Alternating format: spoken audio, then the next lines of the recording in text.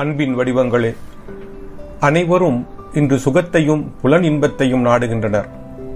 அதுவே முதலும் முடிவுமாக அவர்களுக்கு தோன்றுகிறது.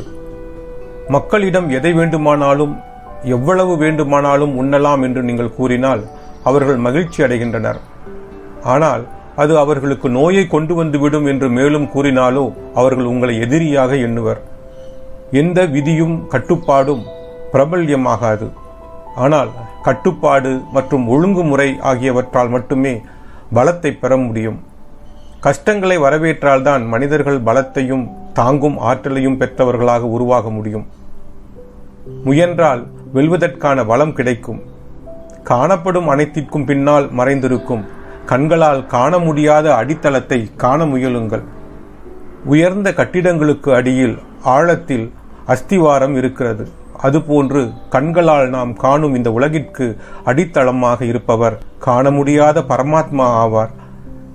இந்த உடலானது கடவுள் உங்களுக்கு வழங்கிய கருவி. அதனை கொண்டு அந்த அடித்தளத்தை தேடி ஆராய்ந்து கண்டுபிடியுங்கள்.